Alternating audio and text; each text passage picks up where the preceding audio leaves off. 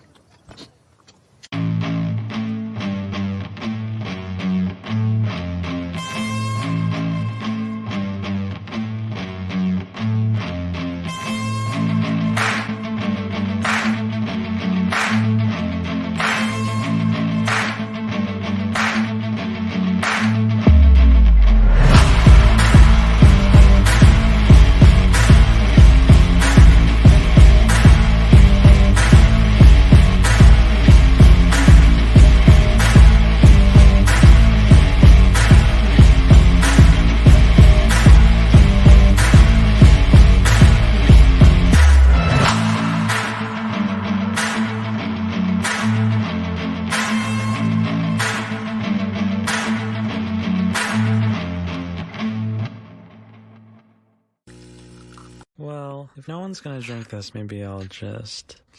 Ugh, that's terrible. That's... Amazing. Or as David Spade would say in, what was that baseball comedy he made? Benchwarmers. That was it. Yeah. Amazing. Because earlier in the film, a guy said, I didn't know you were that you were athletes. And he goes, I didn't know it was athletes. I thought it was athletes. That's amazing. So anyway. Morning. Morning, guys. It's Friday. End of the week. I think Scribelight wants to join us. I sent him an invite. I think Scribelight awesome. has Great. joined us. Hello. Hi, Scribe. Hey, Scribe. Hi, thanks for having me on. Punisher is my favorite Marvel character. I have a huge collection of comic books, and I've watched all the movies, and I'm really happy to be able to talk about this one today. Nerd. I know. Well, good morning, buddy. Good How morning you doing to this you. fine Friday? Glad I got a 3-day weekend upcoming. That's the positive part. Yay! I'm this is going to be a weird Friday. I'm not going to get to do the full TGIF this afternoon. We haven't even created it yet. Keith and I were up at 3 a.m. talking. And so what we're going to be doing a show about today is really big news or odd big news over at Paramount CBS. And Sherry Redstone made a huge move yesterday, shoring up more control of Paramount through her company, the company she inherited from her dad. Yeah. And I'm like, because Keith and I were two of the most disappointed motherfuckers you ever met on the planet when she took control. And we thought, that's it, fucking bye, Kurtzman, because her main goal was to get Star Trek up and running and going in the right direction. And then she ran into a brick wall called the crazy contract that Les Moonves gave Alex Kurtzman on his way out the door when he got fired. And it was like, I think they were afraid to spend the money. But now look at them. Now look at CBS Paramount. How much money they have lost because they were afraid to fucking pull the Band-Aid off. So that was 3 F-bombs in the first 4 minutes. Happy fucking Friday. Nobody fucking cares. I don't. Yep. And Don isn't here, so have at it. Fuck it. What's up with that? I thought he wanted to join us today. I'm sorry he's not here. Anyway, I was hoping some more people would join us. My hope is that we'll be able to. I was hoping Keith was going to join us, but nothing. He hasn't responded or. It's funny. I asked him about jumping in with us today if he wanted to talk about this, and never responded to me. But then I talked to him about Sherry Redstone and Paramount, and he was all in the conversation. I'm like, okay, you don't want to be. You're not coming. Yeah. But I'm hoping he'll be here, this afternoon because I'm only going to be there for a part of the show.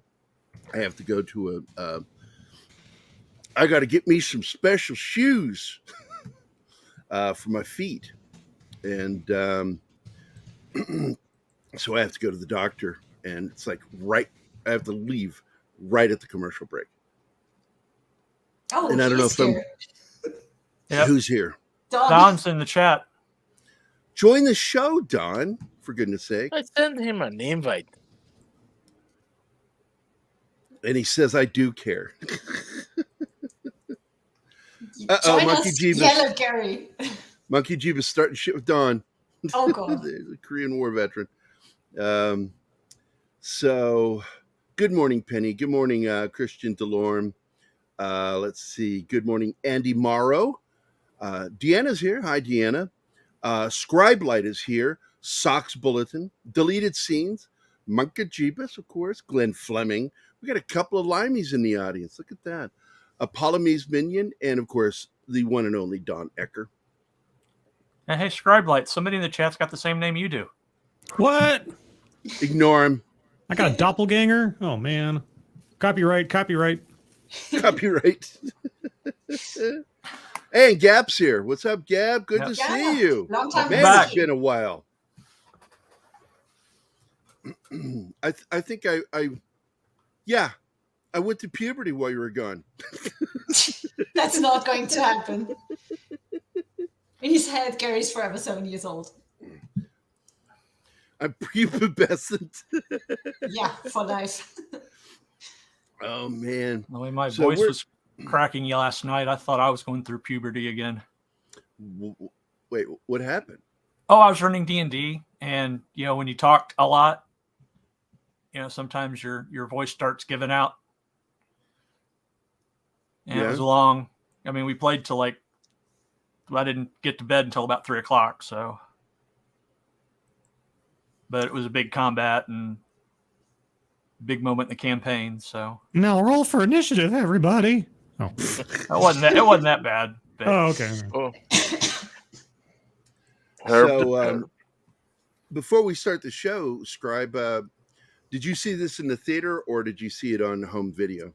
Theater. Yeah, I've seen all, save for the Dolph Lundgren film. I saw all the Punisher movies in the theater first and foremost. I was really annoyed by the fact that there was no promotion for this movie that I saw. I saw it when I was at the movie theater. I saw coming next week. Yeah. And I'm like, what? There's a new Punisher? I hadn't even heard anything about it. Normally, like Keith and I always had our ear to the ground on new films. And I'd heard nothing about this. And seen no marketing. And I could not for the life of me understand why. I mean, that film tanked, by the way. Well, this is before the Marvel machine had themselves set up. Because what year was Warzone? 08. Yeah, 08. Yeah, it was around the same time. The 04 film. Yeah. Because let's go into the 04 film first. Everybody wanted to see this movie, and it was so fucking disappointing. Travolta was wrong for the part as the villain, and he's great as villains. Like, how can you not utilize him and lose your audience like that with him? Thomas Jane's character was perfect, except for the whole dynamic of that apartment where he lived. The relationship with the other people in that apartment was absurd. It was like Friends. It was right out of the comic book. I mean, Welcome Back, Frank is where they took most of their inspiration from. And that was, I think that was year was that? Welcome Back, Frank. I think that was like 2002-ish, something like that. Yeah, I already gave up reading comics in 86. Oh, yeah. No, the Welcome Back, Frank series is, I mean, it's a very gallows humor take on the Punisher with a bunch of very zany characters in it, which fit the mood and the theme the way they wrote it, but it was far too comic booky for the Punisher. I appreciated the art, I appreciated some of the storylines and things, but it all had a very lightweight feel to it. Punisher really didn't gain its machismo back for me until the Max series in the late 2000s, which really went back to the roots of the character as being a grim, dark, violent, no holds Back when barred kind of Chuck thing. Dixon and Mike Barron were writing. Yeah, no Yeah. kidding. The Punisher And you number know 4. what? It's really Yeah. weird for me. Yeah. Is I'm friends with the two guys who made the Punisher the way I liked him. Yeah. I'm friends with both those fuckers. Yeah, Chuck Dixon, his very first issue of the Punisher number 45, One Way Fair, is, in my opinion, the best Punisher story all around ever presented, because it deals with everything you need for the Punisher. Him, New York City as a character, the grimness and the desperation of the city and crime at that time, and a twist at the end. I'm not going to give the twist away, but man, Yeah. I am so disappointed they never turned that into a one-shot episode of the Punisher TV series, because all around it is one of the best Punisher stories ever. Well, let's get into that a little bit too, because I believe that this film is what led us to the Punisher we got with John Barenthal. And, dark, grim, violent as fuck. Yes. And this film attempted to do that, but the problem with this film was the marketing. And they had such a problem because the director, as I said, he actually said in an interview that it was a three-way relationship between himself as the filmmaker, Marvel, and then Lionsgate. And what he described was that they would hit an impasse on something between him and Marvel, where they were talking, they were even though they weren't agreeing, they weren't like really super at odds. But the problem was every time they hit an impasse, Lionsgate was the legal entity allowed to make the decision on what to do, and not Marvel and not the director. And it fell onto Lionsgate, and he basically said Lionsgate's ideas were terrible. Mm-hmm. They're always terrible, and it led to problems with the film. But with that, I suspect maybe that's why they didn't market it as well, Lionsgate. Yeah. They also didn't have the infrastructure and the apparatus set up by that point that just, I think, later on for Marvel Studios and Iron Man and everything else, it was handled so separately. And it was obviously handled, like you say, interference from the studio and such, because there were so many changes. I can't even imagine what went on in the scripting process and everything else, but there were elements of the movie that were perfect for the Punisher, and then there were elements that just didn't work. And just technically speaking, CGI blood. I mean, come on. The CGI blood was terrible. But anyway, that's and a side thing. There were some effects in there that, Yeah. like, one of Anima's favorite moments watching the film was when he hits that guy in the air with the rocket. Yeah, doing that parkour. The effects was was really awesome. cheesy. it was so cheese. It's But I meant fucking- to be comic book like as much as possible. And that's what it was. works. It felt comic book. It's like It watching really a did. comic book, and I'm With- fine with that. With the marketing, I'm wondering how much did Iron Man actually play a part in their decision not to market it? I don't know. I know Marvel was Mhm. putting all its eggs in a basket at that point. Yeah. And because of Iron Man, they were wanting to move towards the Marvel Studios. This is something that was started originally by Avi Arad. Yeah. And Avi Arad fucked over a lot of people to get it going that direction. And then, ironically, himself was fucked by Feige, everybody that made Marvel Studios. As they should have. Well, Avi Arad's a shithead. He Yeah. really is. If you know anything about Hollywood people, Avi Arad is just him. And I got to tell you, I hate saying this because I'm such a fan of. I just forgot his name. That directed Superman the motion picture and Lethal Richard Weapon. Donner. Richard Donner. His wife, I can't stand her. What she did to Marvel is embarrassing. But here's the funny thing: Avi Arad and Elizabeth Schuller Donner, were the two instructors for Kevin Feige. That's who he learned under, how to do management or how not to. Well, one of the issues with the Punisher specifically, and probably why there wasn't as much of a marketing boost, is because at that time, the rights to the Punisher weren't actually owned by Marvel at that stage of the game. They were still floating around. They didn't regain rights to the Punisher until I think 2020 or 2021, and Who that's owned when it? at that point? It was Lionsgate, and before I forget who did the 2004 Punisher. Was that also Lionsgate? I can't remember. But anyway, with them not having the rights, they didn't really have any incentive to want to market a movie they weren't going to make any real money from, really, because they'd already licensed it out. It was owned by somebody else. Once the rights to Punisher reverted to Marvel in 2021, that's when they started producing the Netflix series and getting that all squared away. So it was Lionsgate. So Lionsgate was the one who had. Yeah. So that was why, and since they didn't, I think that the rights ran out because they didn't have a feature film in production by the time the clock ran out on it. So that's part of it, because even though it had the Marvel name on it, it was sort of like that, the first Venom movie. It has Marvel on it, but it's not actually a Marvel film. Marvel's not making any real money off of it. So why would they chip in or have anything to do with the marketing? Especially, like you say, they're already starting up their own studio and Iron Man. So trying to split the difference didn't make a whole lot of sense. Yeah. Well, I got to say that, and by the way, Socks, absolutely. Avi Arad is the person behind fucking Spawn being in that Spider-Man 3. He was not supposed to be there. Sam Raimi was not a fan, never read those comics. He wanted to keep it to the traditional classic stuff. And Avi Arad forced it, and that's why that story is so disjointed. The script just doesn't work. And in fact, I remember Mac and I we went to see the movie together. And as we're coming out, we sat down and in the movie theater had a little cafe. It's the old Campbell. You remember that one, the Campbell 16, Dust Wolfen? Have you been there? It's now the Alamo. Yeah. They had a little cafe over to the one side where tables where you can get stuff at the snack bar and go over and sit down. Yeah. So we're sitting there with Zoe talking about the movie, and we said, what's amazing when you think about it? We did right there, right after seeing the movie. If they had taken out all the Spawn shit, that would have been a good movie. It would have been good. You mean the Venom shit? Yeah, the Venom. I'm sorry. Yeah. That's Spawn. Spawn, Venom, the same character. Yeah, Venom needs his own movie, and you have to build up to Venom. Eddie Brock should have been established in that series from day one.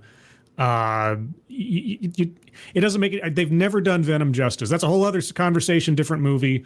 But man, I've always been disappointed with the way they've done Venom. Even Sony, it's just turning it into the odd couple comedy duo. Just oh god. Anyway, not saying I didn't enjoy it. It's just not really Venom.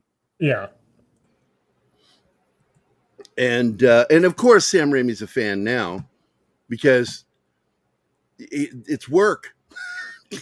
He still likes to work. So, yeah, he's not going to say he doesn't understand or anything with that character. It's all marketing now.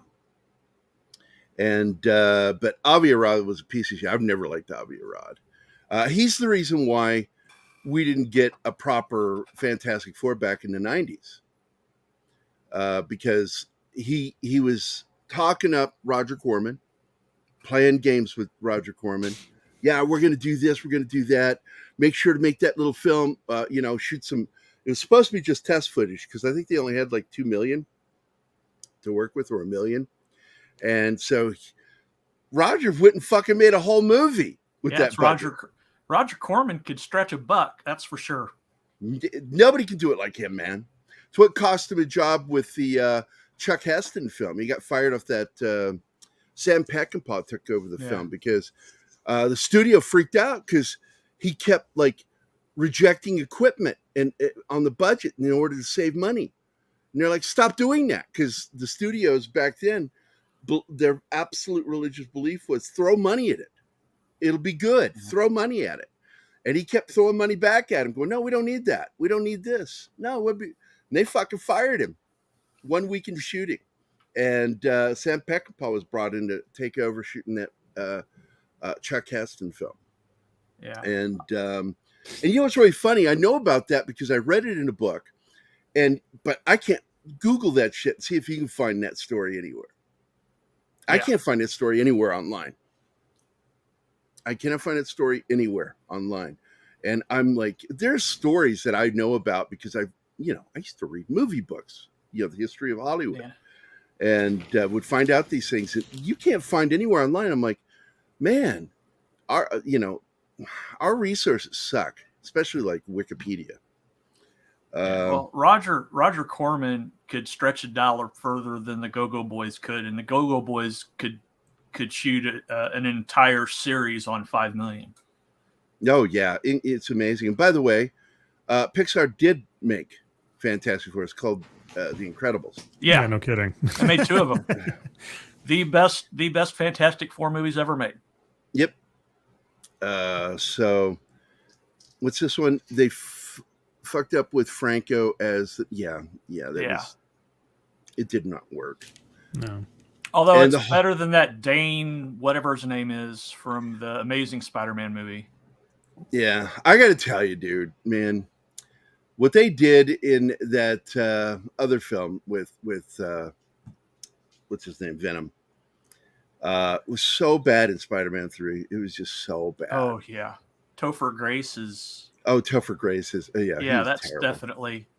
Well, he was just coming. He was coming off of that 70s show, and he was like a hot property at that point. Everybody thought he was going to. Yeah, he quit the show. He quit the show because he wanted to be a movie star. Yeah, and that didn't work. Yeah. You know, it'd be a great Eddie Brock today if they were going to do Eddie Brock again. The guy who plays Jack Reacher in the TV series, because if you want to have a contrast he's more like him in the. He's more like him in the comic. Because the whole idea, and I know we're not talking about the Punisher, but still, you have to have a contrast between skinny, weak Peter Parker, and you have to have the big, bulky Eddie Brock, and representative of ego and brashness and everything that Peter Parker isn't.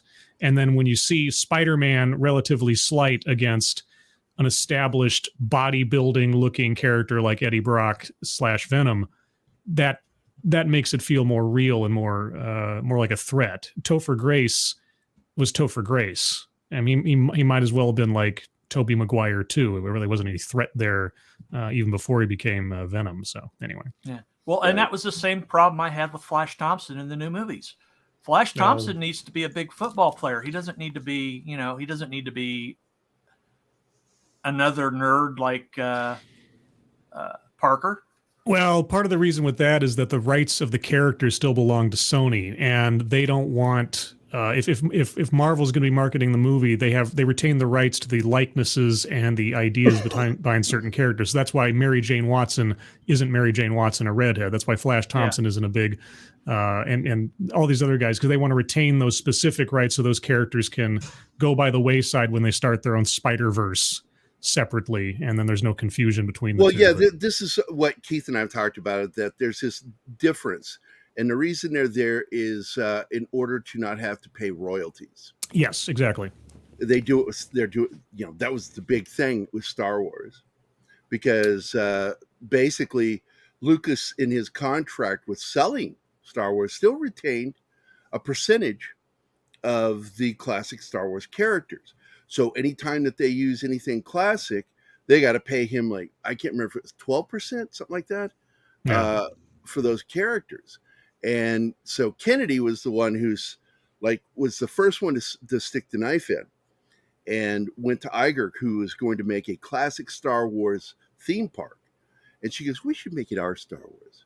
Yeah, and that was where all that came from.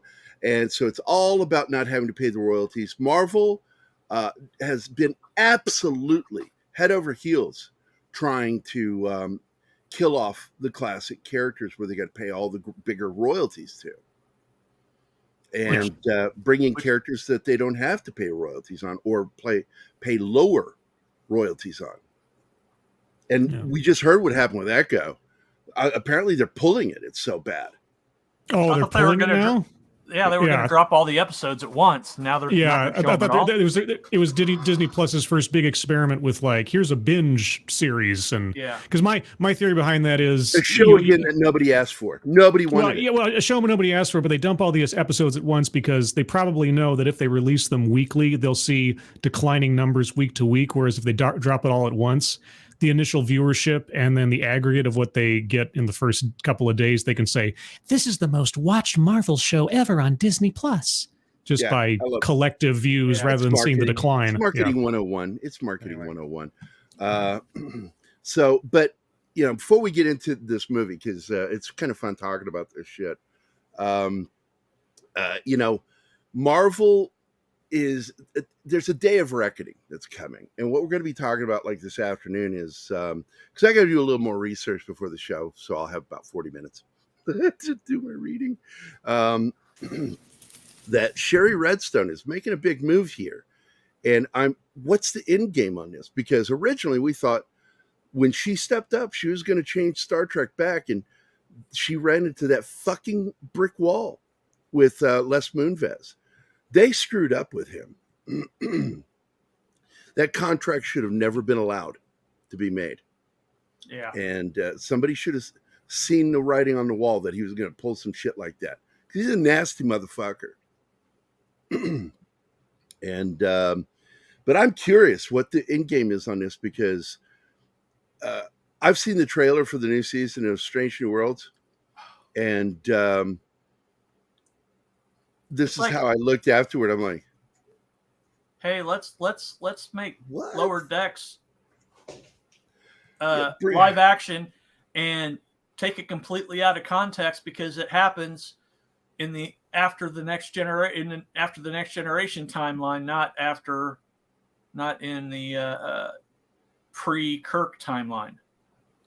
This is some crazy fucking stupid shit. It's so stupid, it's insane. Yeah. And this is not going to work for them. Picard worked, but I still wouldn't watch it on CBS Paramount, because I don't want Alex Kurtzman being rewarded. I know his contract is still there. People think that he's going away. It's like the only way he's going to go away is when someone like Sherry Redstone says, fuck off. It's going to take somebody like her to do that. And she's been trying to fix Star Trek. And then she just sort of gave up for a while. And that's why it really felt like we'd been abandoned as fans of Star Trek. It felt like, tell me I'm wrong. Didn't it feel like we'd been completely and utterly abandoned? When we thought she was going to swoop in and save the day, and then she didn't, we're like... And she wanted to. That was the whole reason she did it. Yeah. Her company, Funtime, whatever that company's name is, I always forget the name of it. So, but they just shored up more control of Paramount CBS. And it's like, holy shit, what's going on? I don't know. I'm looking forward to talking about it this afternoon. I'm hoping Keith's going to be here. Yeah. He brings so much of the information. Yeah, so it's before the afternoon show. Miffed how Sony, I was reading that. I was miffed how Sony did Carnage wrong. I've not even watched the second film, Let There Be Carnage. Yeah, I just was not interested in it. I'm not even sure Woody Harrelson's a good choice for Cletus Cassidy either. No, he wasn't. I don't know why. None of it clicked with me. None of it. And it was the only thing, by the way, I said this before. The only thing, there was one other smaller thing with dealing with Tony Stark. But it was the only good thing that came from the Secret Wars, in my opinion, was Venom. Yeah, the suit. The symbiote. Yep. I quit reading comics because of the Secret Wars. I was so pissed at what Marvel did. Oh, for me, it was the Clone Saga in Spider-Man in the late 90s when they started, infecting every series with this clone stuff and the Jackal returning and Gwen Stacy being alive again. I was like, okay. Yeah. And by the way, the Spider-Man you've been watching all these years, it's not the real Spider-Man. It's actually the clone Ben Reilly's the real Spider-Man. Oh, wait, he's not.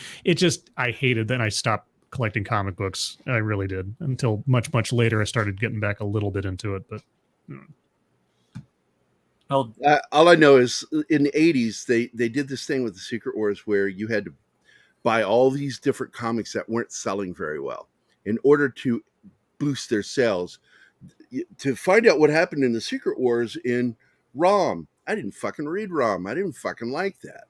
I didn't like a lot of comics at that point in the 80s. There were just some comics I thought were stupid. One of the few new ones I liked in the 80s was the New Mutants. I enjoyed that one. Yeah. What was that alien character that referred to itself in the third person? I like that character. Warlock. Yeah. Oh, yeah, Warlock. Yeah, he's half of my favorite character, Douglock. Oh. Well, I really liked his character. I really liked the way he's written. And I also like the way that asshole that drew it. That he's a really great artist, but he's a fucking cunt in real life. I can't stand him. Yeah. I say favorite character, favorite mutant. Yeah, he's not my favorite mutant, but he was my favorite with the New Mutants. Yeah. And I would put him up there in my top 10 of favorite mutants of all time. But I like the way he was written. I liked his storyline. I liked the New Mutant storyline. I really did enjoy that. And even though I was more of a DC guy, I really enjoyed the X-Men and the New Mutants. Those were my two favorite comics.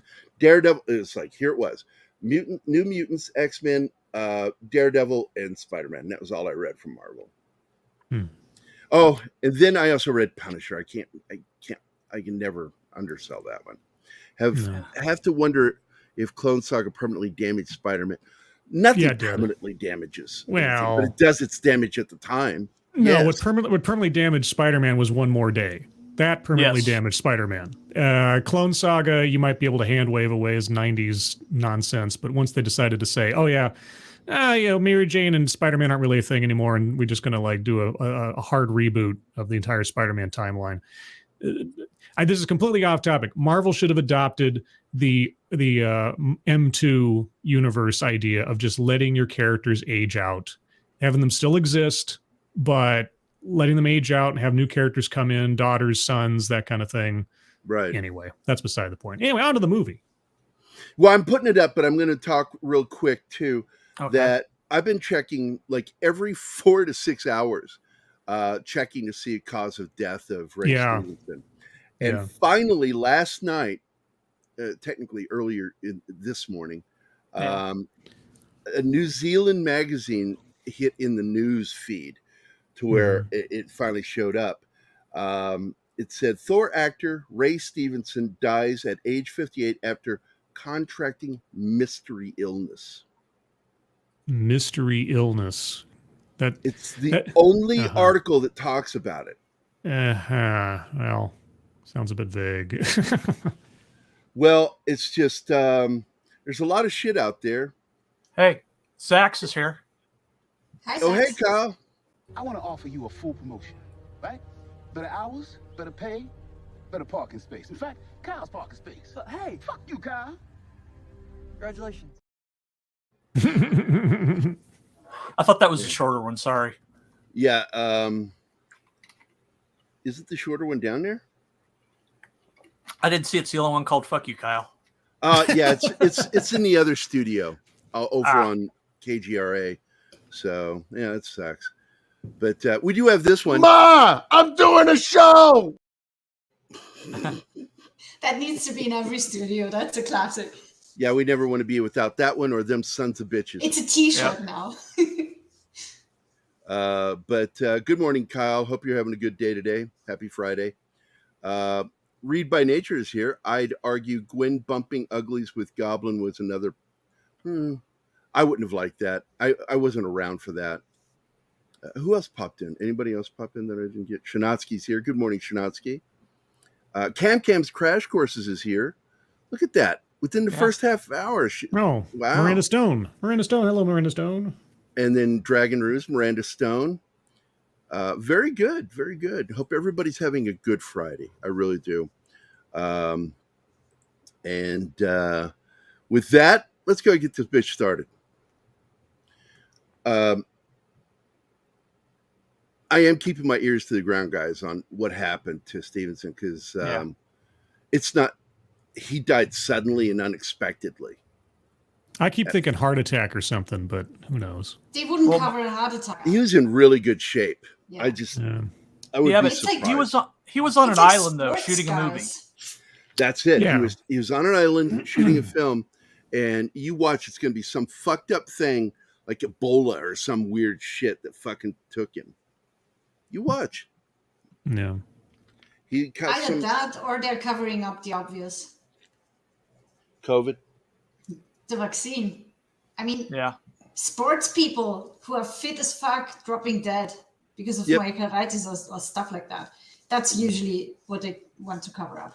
And they really do. The media's complicit. YouTube's complicit. Everybody's complicit with this shit, trying to cover up shit. I fucking hate this guy. Dominic West. Dominic West is just fucking can't stand him as an actor.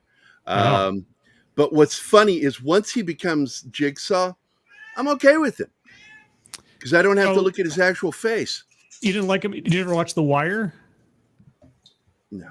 Oh, The Wire's a great show, dude. Great show. It's got a great pedigree from Homicide: Life on the Street. Really good stuff. But okay, I just cannot stand Dominic West. I wouldn't have picked him as Jigsaw personally. And the way that they did Jigsaw, his backstory, they stuck pretty much to I think it was like the first issue of the Punisher Max series where he walks into the big mob banquet and starts blowing people away, and they mix that in with Jigsaw's origin. I still think Jigsaw's origin should be. They wanted an over-the-top villain. Yeah. Yes, they did. They were looking for their Joker.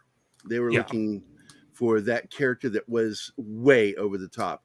And I got to tell you, man, once he's in the mask, the makeup, I enjoyed him as Jigsaw. He was completely insane. He was insane. I liked right here is the only time you see his vanity issue. Where he's checking himself in the mirror. Yeah. Well, he checked himself in the mirror of the car, like the car mirror as he's getting out of the limo or something, I think, too. And the girlfriend was trying to fix his hair, and he smacks her away and everything. So there's a couple of little moments of him being Billy the Beaut. Yeah. The one character I can't stand in this movie is Looney Bin Jim. I don't know why they created that character. Here's what's funny. I don't agree with you remotely because really, I hate Doug Hutchinson is such a real life creeper, dude.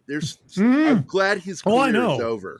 That's why he works. He's mentally ill. There's something wrong with that fucker because he plays one of the best villains in the X-Files twice. Yes, Toombs. He plays Toombs. Guy. Yeah, the liver-eating motherfucker. I saw those episodes and I got so scared. I got so scared I climbed out of the window to pee in the garden because I wouldn't go to the toilet that night. Yeah, it led to one of the funniest. It led to one of the funniest Mulder moments, where he gets his hand in some of the bile, and he says, "I'm trying to figure out a way of getting this bile off my hand without losing my classic cool." He stuck his hand in some of the bile from his mouth. It was so gross. But Doug Hutchinson's a perv, man. Oh yeah, no, yeah, his whole wife thing and all that. Yeah, that was all. Oh, it's legal. Her parents signed her, said it was okay. Yeah, she's underage, motherfucker. I don't care if the parents did. Don't you have some fucking regard? Underage, man. Fuck that guy. Anyway, best introduction of the Red Wedding. Yeah, best introduction of the Punisher in a movie so far. It's so good. And Stevenson, I mean. I think Thomas Jane is the patron saint of the character just because of his love for the character and the fans, and especially doing the Dirty Laundry mini movie. Dirty Laundry is great. I showed that to Anima and Dawn the other day. They'd never seen it before.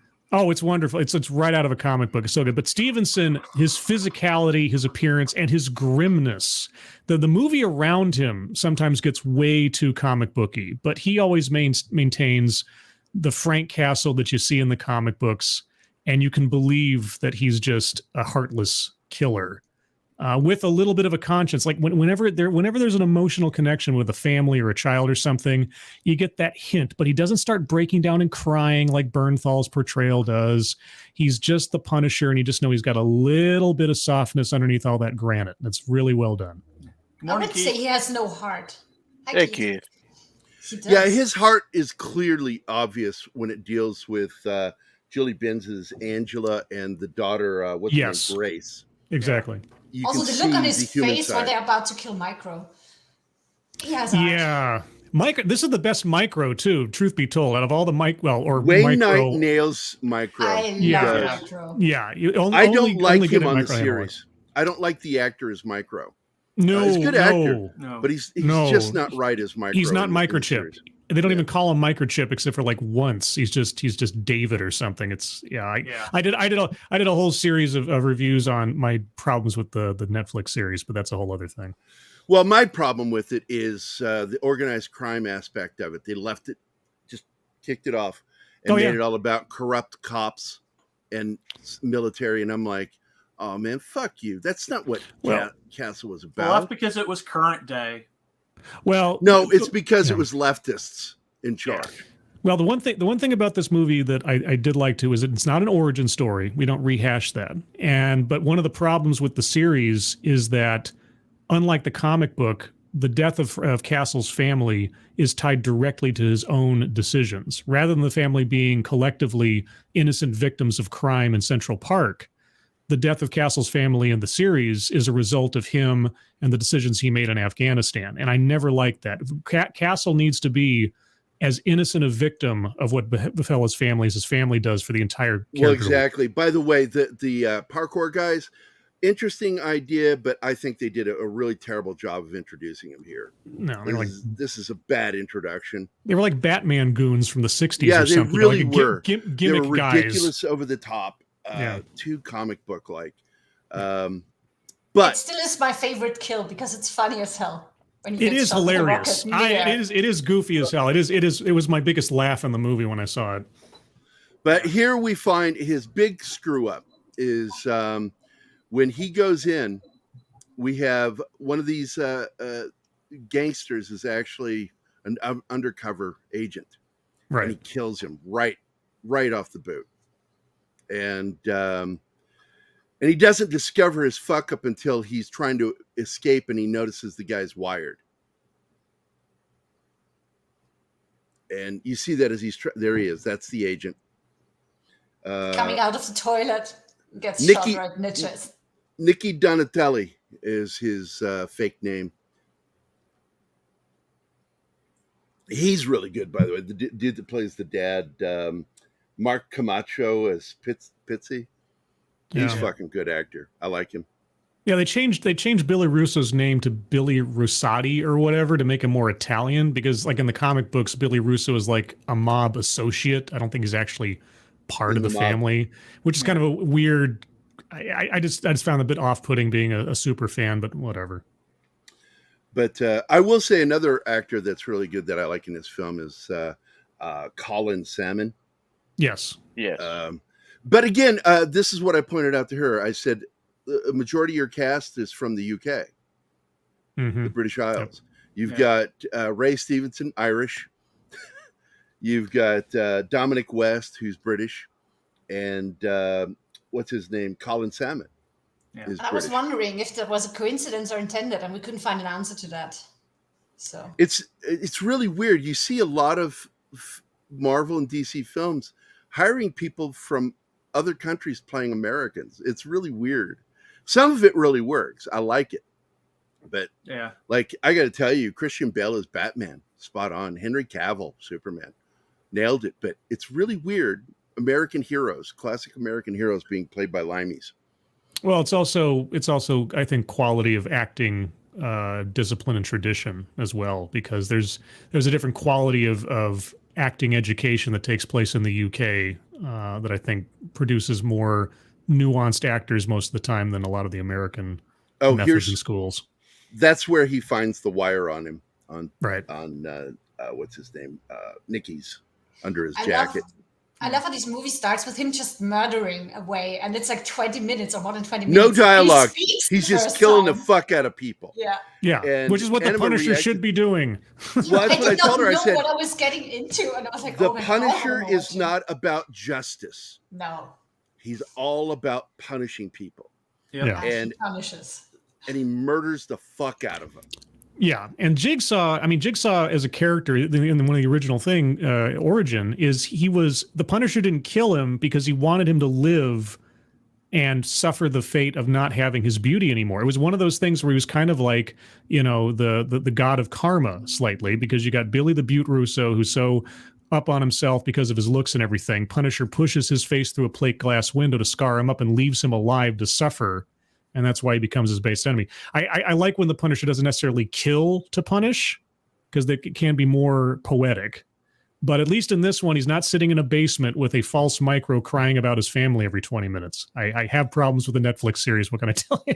Yeah. Are those my subtitles that I put in there? No, those are mine.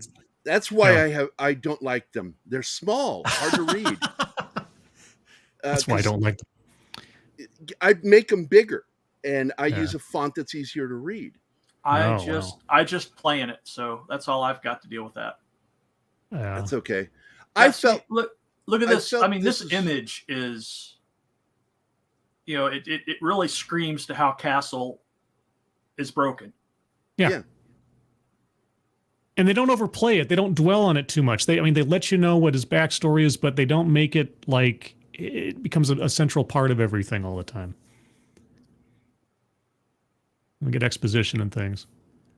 And this is also where they introduce Soap. They're crossing over a whole bunch of like the Welcome Back Frank characters with the Punisher Max storyline of taking down the mob and then bringing in Jigsaw. Well, what I love at the beginning, you got these cops that look like they're so anti Frank Castle, and Martin Soap, of course, works with him. I think that's so funny in the script, and I think they should have played it up better. The whole reveal of him being in league with the Punisher. Oh, and what's his name? Tony played him, Saffiati, the Italian cop. Here's the keys. Get out of here. He throws him his keys, and then punches himself in the face to make it look like the Punisher had knocked him around. Yeah, that fucking hurt. Yeah. And the whole idea of the Punisher task force, where it's just like one guy in a basement, because the cops ultimately don't mind what the Punisher is doing. And yet you've got Colin Salmon's character who's like, no, wait, he's a mass murderer. Something has to be done. And then Soap's down there like, oh, yeah, no, I've been researching this guy forever. And like, welcome to the task force. And it's just me. And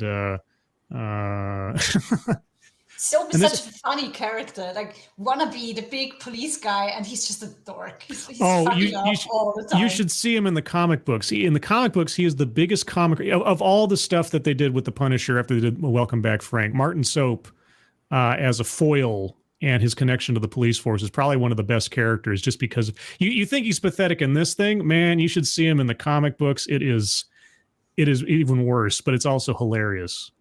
But this is also reflective of the attitude towards the Punisher in real life, because you have this sort of the controversy in the last several years of like military or police units having the Punisher's skull somewhere, and then people saying, "Oh, you're endorsing murder" or something.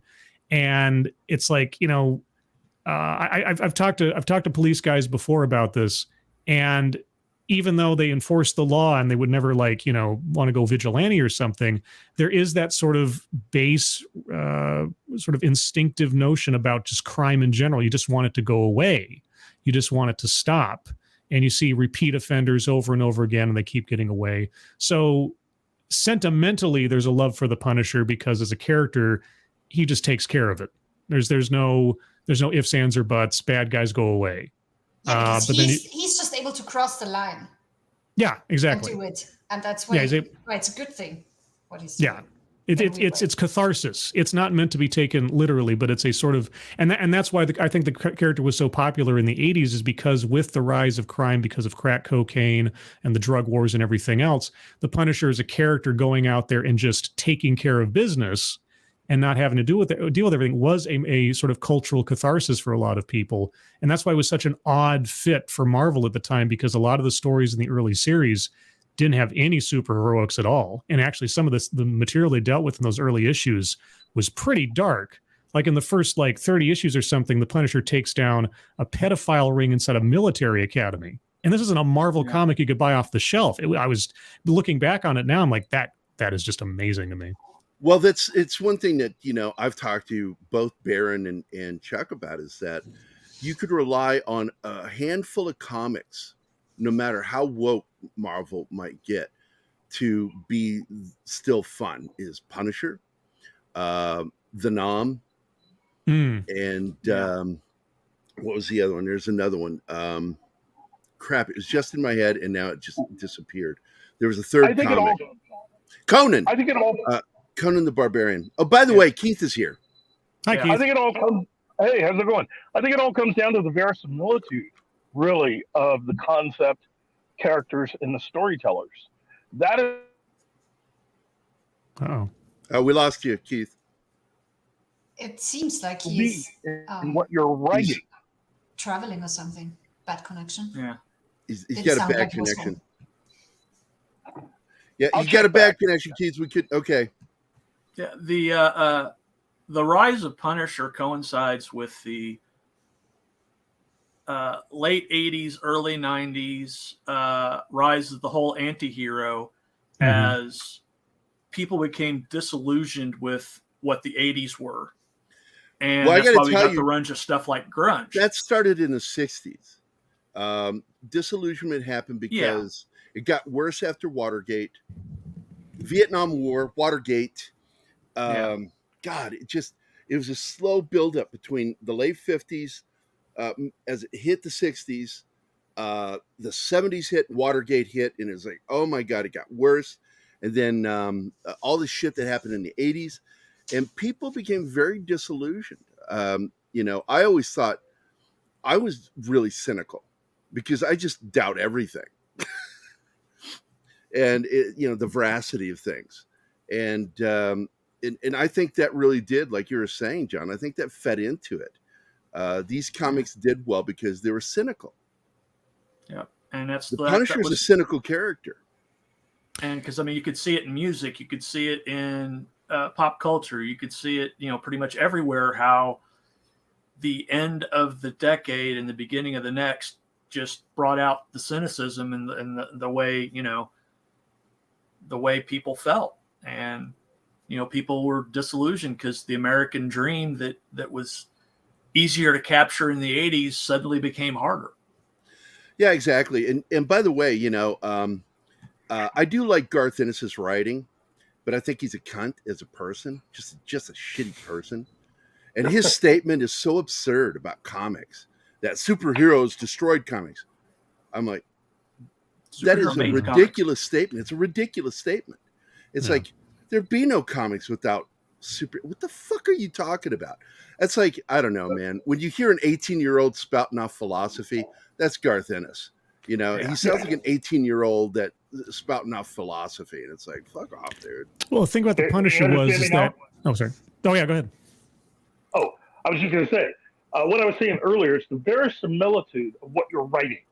Okay, when it comes to Marvel comics, one of the things that Marvel eventually built into when Stan Lee brought them back was that there was an inherent believability within the characters and the stories that you were telling. Same thing for DC in the way that they did things, and the way it was for a lot of comics. Every comic book company had its own way of telling stories, and you became a fan of the version of the way they would tell stories.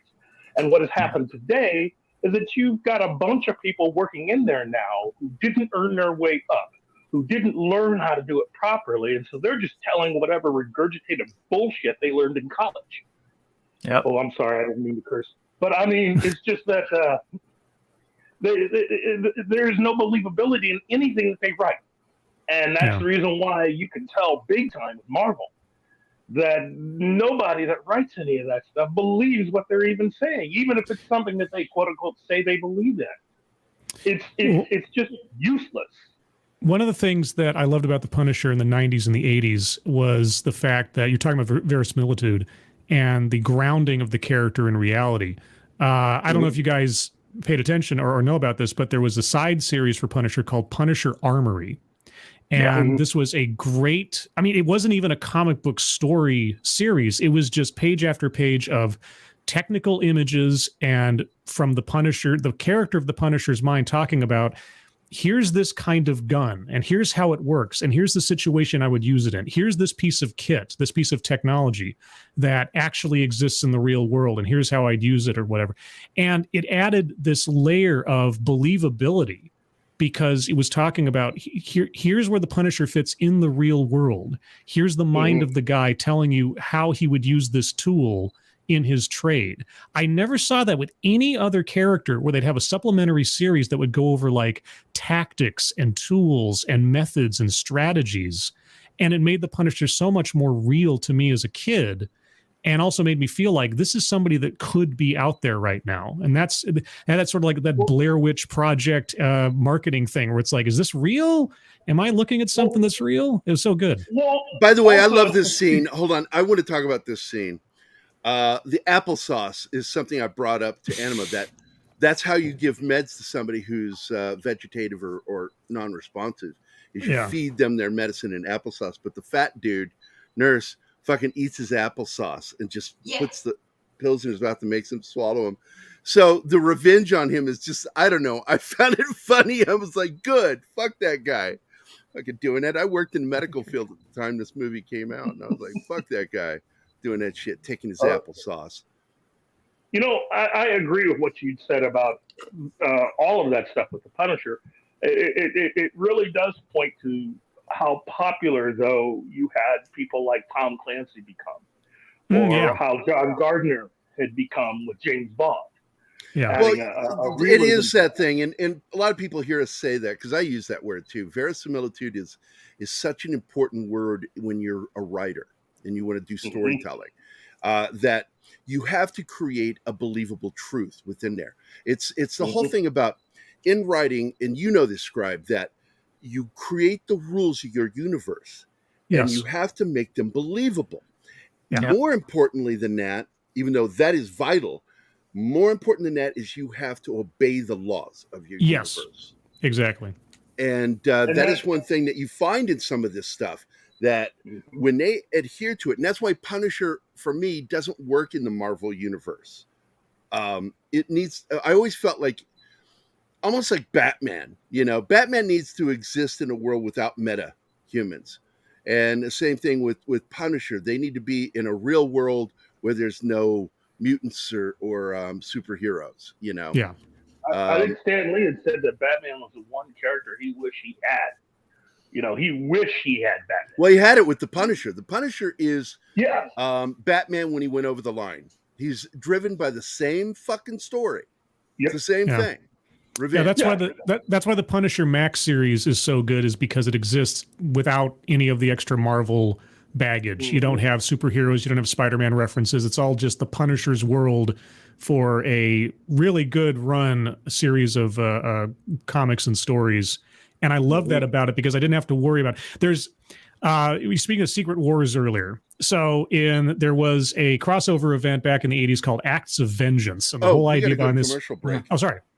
I just realized, I'm sorry, I hate to interrupt. I looked up all the time, like, oh, we got to go to commercial break. Yeah. So pause the movie, John, and we will be right back, guys.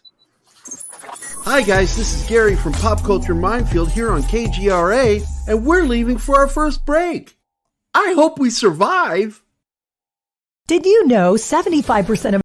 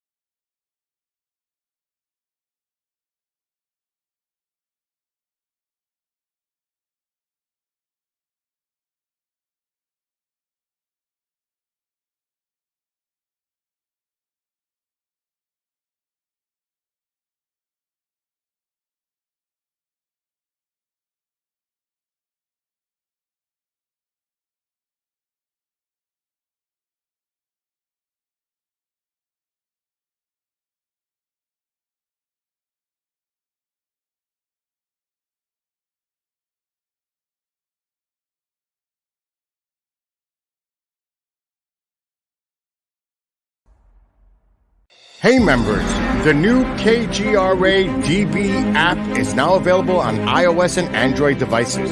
Gain on-demand access to any KGRA DB programming. Download any show directly to your mobile device to listen or watch on the go. Go to the App Store and search KGRA DB. Oh wow, we survived. Welcome back to the commercial break. Now for some more Pop Culture Minefield on KGRA. Ma, I'm doing a show! And we're back.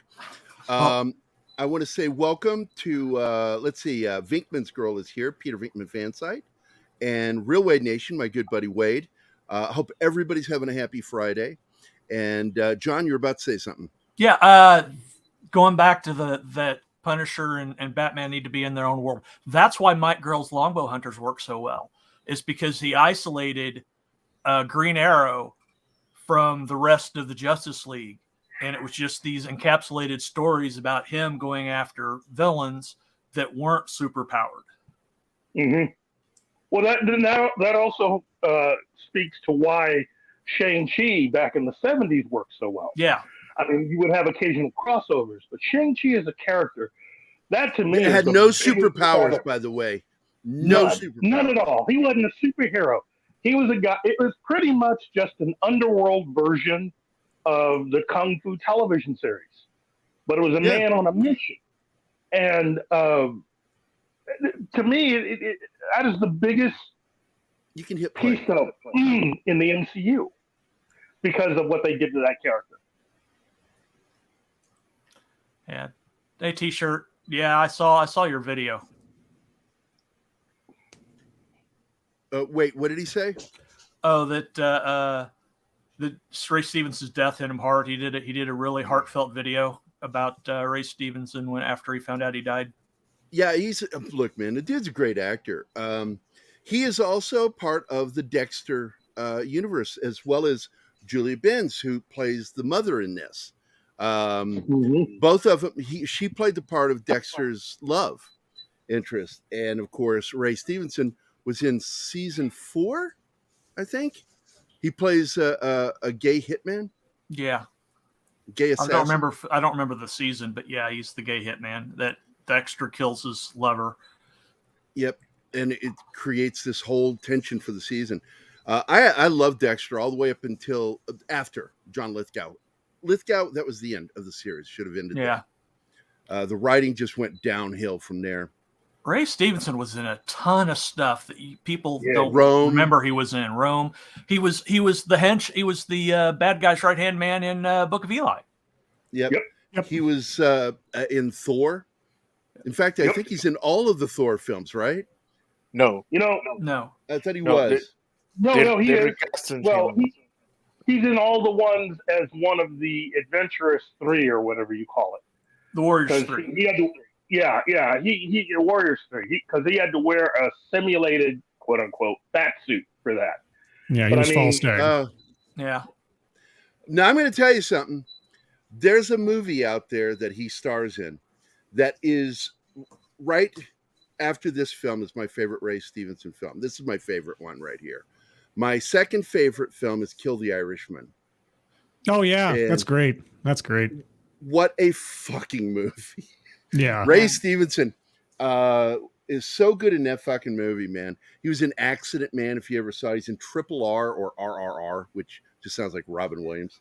If anybody hasn't seen RRR, it was the best superhero movie that came out that year. I haven't. Yeah. And Ray Stevenson's performance in it as the governor is just awesome. He's in The Other Guys, which I enjoy that comedy. A lot of people don't like it. I like that film. With what's his name? Ferrell, Will Ferrell. Yeah. And Marky Mark. And The Rock. He's also in King Arthur. That's true. He was in King Arthur. He was in the series Black Sails. Yeah, he was Blackbeard. But here's another odd one that if you've never seen it, you need to watch it. It's called Outpost. It came out in 2008. Oh, yeah. Outpost is great. A lot of people. He's also in G.I. Joe Retaliation. Yeah. God, man, he's in so much good stuff. A lot of B movies. He doesn't mind. He's a good actor. And he's the last thing he worked on that we're going to get to enjoy him in really is Ahsoka. Yeah. I'm not going to watch it through Disney. I'm going to watch it through other means, but I do plan to watch it. I think it's going to be woke as fuck. Oh, of course. That doesn't mean there won't be some fun stuff in it. I'll watch it. I always thought Ray Stevenson could have easily have gone over to the DC universe and played a version of the Kingdom Come Superman. He would have been incredible as that. I like that. Yeah, I got to tell you, I like that one. That's a good idea. I think he could have been. I think he could have been a better James Bond. I think it'd have been better James Bond than Daniel Craig. Okay, better than Daniel Craig, yeah, but as a James Bond, no, he's too big. He's too big. Yeah. Bond's not a big. Bond is not meant to. It's the problem with Henry Cavill. It's the problem with Henry Cavill, in my opinion. Yeah, he grew too big.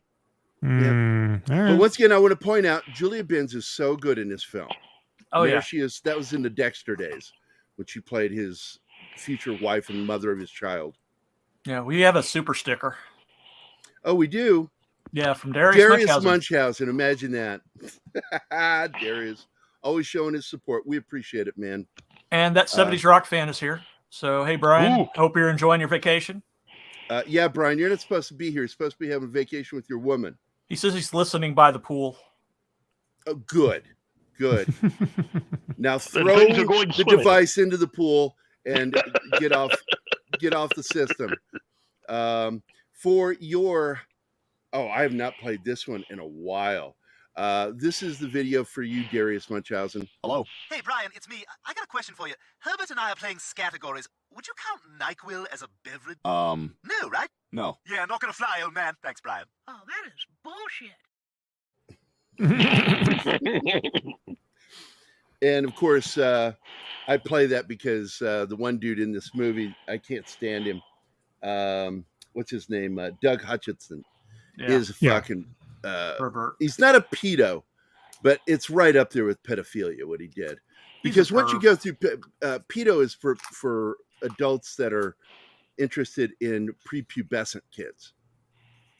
Once a child hits puberty, it becomes a pedophilia. But it's still right in the ballpark, right in the fucking ballpark. It's still creepy as fuck and sick. Well, I didn't like him in this movie before all that stuff came out. The character is, I think, unnecessary. They should have combined whatever they were doing with Looney Bin Jim with Jigsaw and just made him a better character than trying to like portion it off into two different characters. Yeah, but then you don't get that Janice moment with the guns at the end.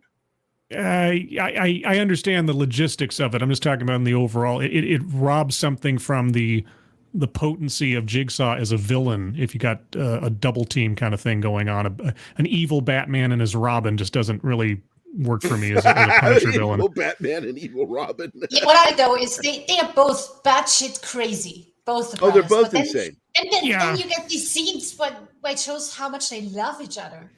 Yeah, this is the one part of the Punisher Netflix series that I appreciated. They made Jigsaw a effective equal to the Punisher in both training and tactics and intelligence, because in the comic books, Jigsaw is more or less a glorified thug. That's basically it. He was a mafia associate, and he just sort of became the Punisher's worst enemy. But he wasn't on par with the Punisher as far as training and ability and everything else. In the series, they give an explanation as to how Jigsaw can stand toe to toe with the Punisher. That I liked. In this, it just even more dilutes the character as a threat to Frank, because you've just got two guys and they're just both crazy, which just that can kind of work but he's not the Joker. The Punisher, Jigsaw's not the Joker. He might be the Joker analog to the Punisher's Batman, but Jigsaw was always a tactician. He was always smart. He was off his rocker, obviously, but he wasn't nuts. And that's the part that I didn't like about the portrayal. Well, that's the whole thing I said earlier, is that they wanted a Joker for this. Yeah, movie. Exactly. I know. Yeah. And this is, by the way, if you guys haven't seen it, that's the Jigsaw in the TV series. Kind of, sort of, yeah. I didn't like how they did him in season 2, but that's a whole other story. Yeah, look, season 2 had a problem. First of all, once again, run by leftists. So who is the bad guys? Conservative Christian group. Yep.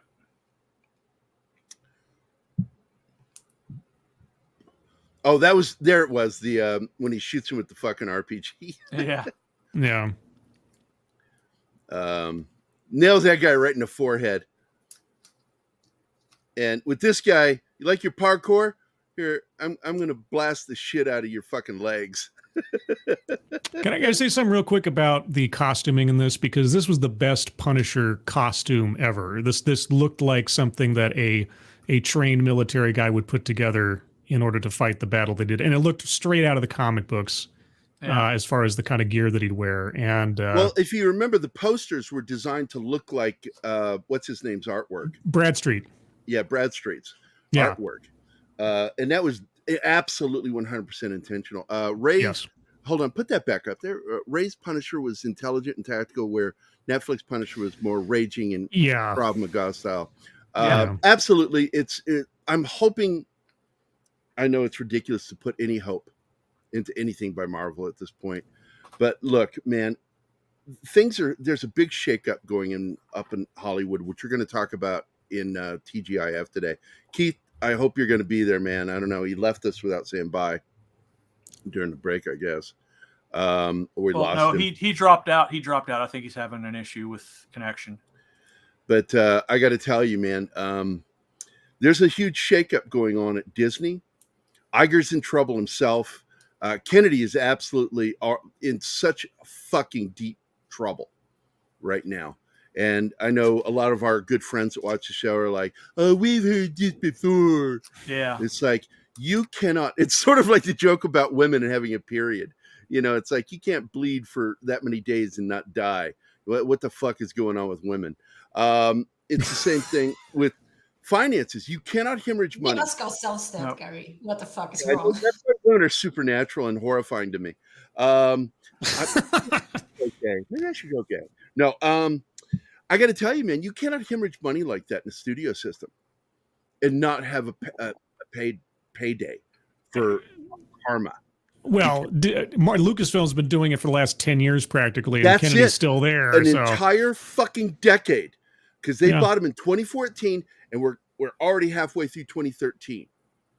And so this is like one failed film. The only success they had was Force Awakens. That was a major success. And people are like, well, Star Wars has been making billions of dollars. It's like, you're forgetting the money that was spent initially and every bit of money that was spent on each project. They are not in the black. They are not in the black. Well, and marketing and merchandising and on and on and on and on and on. Yeah. They are not in the black with Star Wars. Star Wars has been an absolute financial loss for Disney. Yeah. And now with Indiana Jones looking like it's going to tank big time. Like I think it's going to be the greatest failure of Kennedy. Yeah. Yeah, because no one wanted that movie. That franchise died after the third executive producer would have. There's only 3 Indiana Jones movies. I don't know what you're talking about. Before all of this fucking woke shit, where people couldn't be fired because of their gender or what have you. Okay. Yeah. Before that shit, Hollywood was notorious for just firing somebody when things didn't look right. Executives were fired all the fucking time. Yeah. You know, you look back all the way back to early Hollywood of the 70s. I say early, I mean in the 70s. Right after the death of the studio system, you had one of the biggest fucking producers in Hollywood. He produced Love Story, Godfather. They refer to it, or they have him as a major character in that TV series on Paramount, the making of the Godfather series. The Offer. The Offer. And I'm forgetting his name, and he's married to my best friend's sister before he died. This great executive producer. Evans, I think. Yeah, Robert Evans. Yeah. He married Jim Woodward's sister, Leslie. Oh, cool. Yeah, it's like she went off the radar with all of us when she married him. Yeah, he's the subject of that documentary, The Kid Stays in the Picture. That was a great documentary. Yes, that one too. And the cartoon. Yeah, the cartoon. Because they made a cartoon off of that. And he voiced his own character. I love that. Robert Evans, man, that was back when people would just, you look at me sideways, you're fucking fired. They were always looking for a reason to fire people. Kennedy should have been fired after Solo. Solo should. Absolutely, if everything else, that was a firing offense. It was. If everything else aside, all the sequel trilogy stuff at that point, but as soon as Solo tanked, if you couldn't make a profitable Star Wars movie, and not only that, but just the way that was handled behind the scenes, filming the whole movie, scrapping it, filming it again, there's no way anybody should have kept their job. That scene, I love it. Yeah, punches his fucking face in. Yeah. That was great. I love that. That was a great moment. I love when the Punisher tells the dude to let him get out of the car, and he was like, shoots his face off. That's another great moment. Yeah, we've had several breaches in the last couple of minutes. So, but only Brian's was good. Yeah, only Brian's was good. Yeah. So Brian deserves a clip. The others don't. Yes, there you go. Brian's is a good one there. I've got the new one. All right, let's do it. Let's do it. Let's go through the back door. All right, let's do it. Let's go through the back door. he needed that for this. Yeah, There you go. fresh blood, man, fresh blood. I love this guy as an actor. He was so. I did not really like the movie that much, but Umbrella. What's that? Resident Evil. Yeah. His death is. I hated that he died, but he had one of the coolest fucking deaths, being those the mesh The lasers. Yeah, laser mesh. slicing through him, turning him into cubes. I was like, great death, but I love this guy. Why'd you kill him? He's also James Bond. Yeah, was Resident Evil before or after Cube the movie? No, because Cube did it first. Cube did it first. I figured Cube did it first because that whole crosshatch slice and dice. Yeah, I thought that's right out of Cube, isn't it? First kill in Cube. Yeah, he was so in good. Arrow too. Oh yeah, he played the dad, didn't he, or the not the husband? Dad, the husband of his mom, Moria Queen. Yeah. After because after that's Oliver's right. dad disappeared with Oliver, she remarried him. So, sorry, I got a bit of a tangent, but with Memorial Day coming up, can I tell you my most hated part of The Punisher season 2 real quick? Sure. There's a scene where a member of Jigsaw's team has been captured by the Punisher, and he's like this, and Jigsaw has been taking advantage of veterans in crisis to form his little gang. And they've captured this kid who at that point hadn't done anything yet, but he knew where Jigsaw was, and they're trying to find out where Jigsaw is. And Frank Castle in the series goes mad dog torture on this kid, trying to get the information out. And he has to be pulled back by a supplementary character who's like the counselor for a bunch of veterans. And that scene, of all the things, there's so many things in the Punisher Netflix series that I don't like, but that thing disgusted me the most, because if there's one unifying rule to the Punisher in the comic books, is that first and foremost, children, women, and fellow veterans, he would never have cops tortured too. Good cops. Good cops too. Yeah, the fellow veterans. He would never have tortured some kid who at that point hadn't done anything wrong, was just some scared kid, and he knew what Billy Russo was doing as far as manipulating desperate and vulnerable veterans. And there's no way that Frank Castle, the comic books, the character that we know and love, would have ever taken that tactic with a veteran. He would have sat him down and said, look, you fought for your country. This guy is not your country. There's no honor in serving this guy. You need to tell us where he is before he hurts some innocent people. He wouldn't have started trying to torture him and going all mad dog. That was the one part that I thought completely lost it for me. Anyway, just want to get that off. I have another scene in there that really pissed me off, where he's up on the roof and that Vietnam vet walks up there. That he maintained that gun aiming at him after he found out he was a veteran pissed me off. Yeah. It's like the minute he knew who this guy was, that gun should have come down. Yeah. And if he had to knock him out, that would have been different. But that he maintained that threat against that veteran pissed me off. Yeah. And by the way, Memorial Day is on Monday. If you are not following me on Twitter, my personal account, please do, because I post a lot of videos about specifically American soldiers who laid down their life for their fellow soldiers, putting their life into harm's way to save others. And there's a few channels that I subscribe to on YouTube. Watch these videos. Each single one of those videos should be a fucking movie. You want to talk about real celebrity? Yeah. Fucking veterans, those who survived and those who didn't, should be celebrated by our society in a way that isn't. And it bugs me that, and it's so funny. Like if you're, because Anima knows I watch to de-stress. I watch a lot of those short video clips, and it really relaxes my brain. And, but I love the military ones, and I'll watch those very intently. And then all of a sudden it'll hop over to a celebrity out of Hollywood after one of those great videos. And I'm like, YouTube, you don't understand me at all. Your algorithm does not understand me. I don't fucking want to see your celebrity videos. I want to see more of these military videos. I love I get the weirdest suggestions by YouTube. I don't know how that works. Yeah. By the way, I love the Batcave in this movie. The micro cave. It's Batcave. Shut up.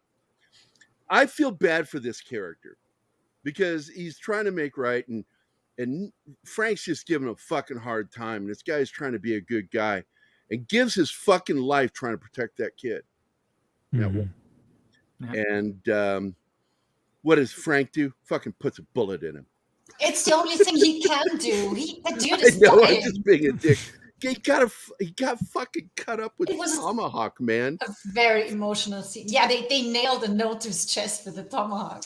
With a tomahawk, and he goes, we're gonna keep from bleeding out. Frank's trying to be all positive and proactive, don't die, son, don't die, and he goes, oh man, I've seen this before. I'm gonna bleed out, man. Don't let me die like this. And Frank kills him.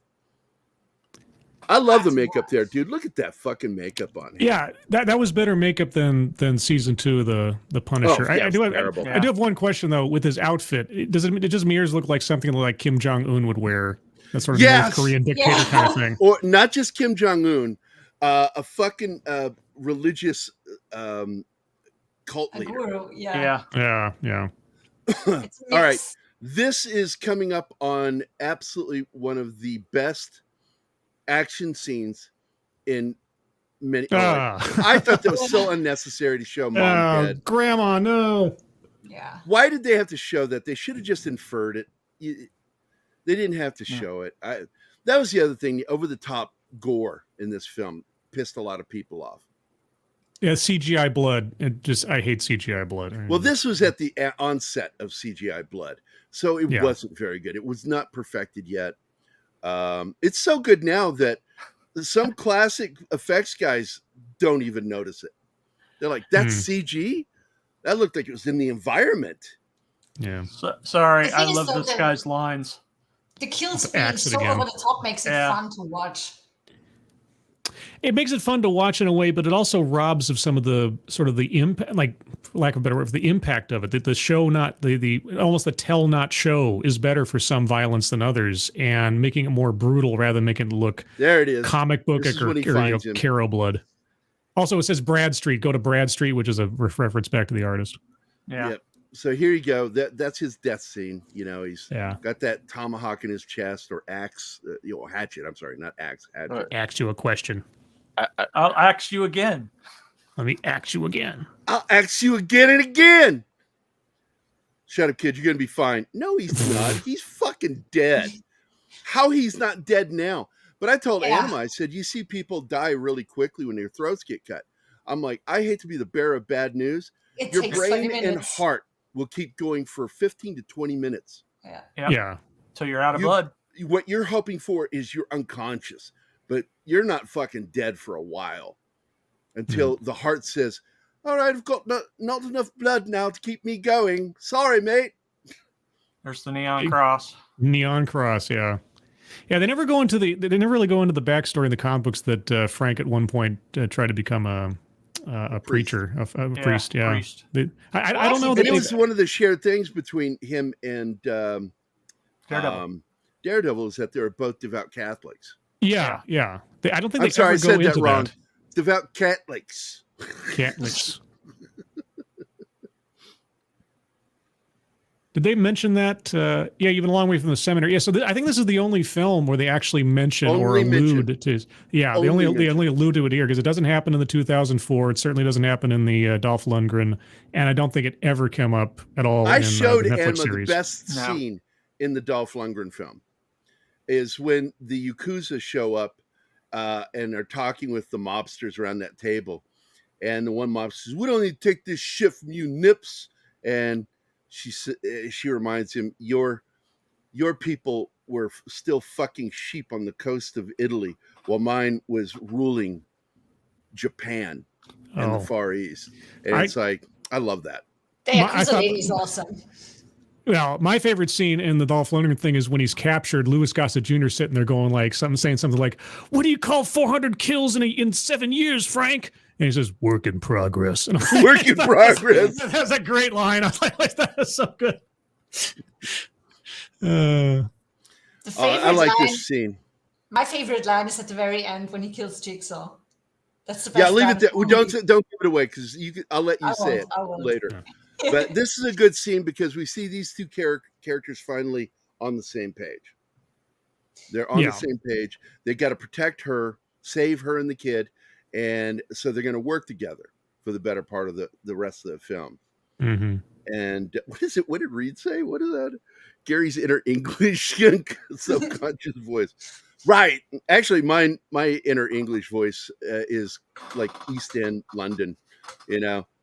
So you want me to wait here then? Right. That's my inner By the way, Englishman. he had a lot of liberty with his lines. He was allowed to improvise a lot because he knew the comics really well. Ray Stevenson did?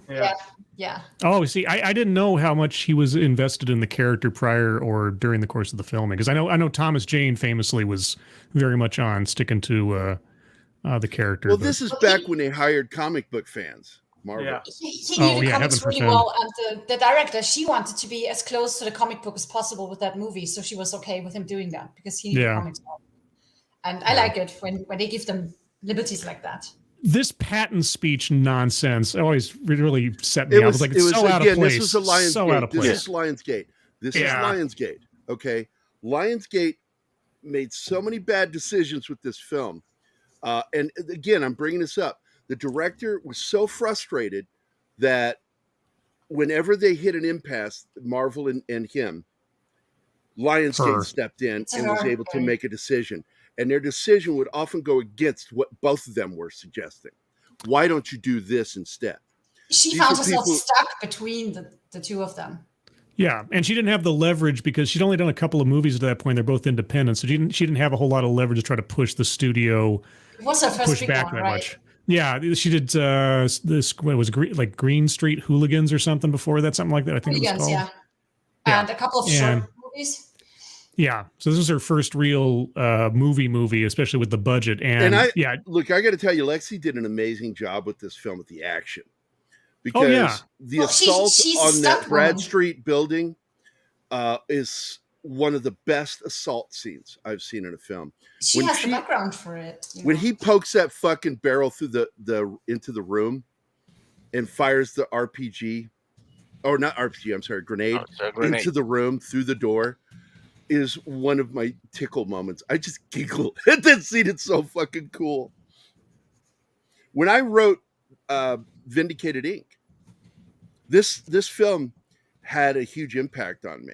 And so you can catch a lot of similarities between this Punisher and my book Vindicated, because this to me was what the Punisher should be. And it's kind of what they tried to make the series.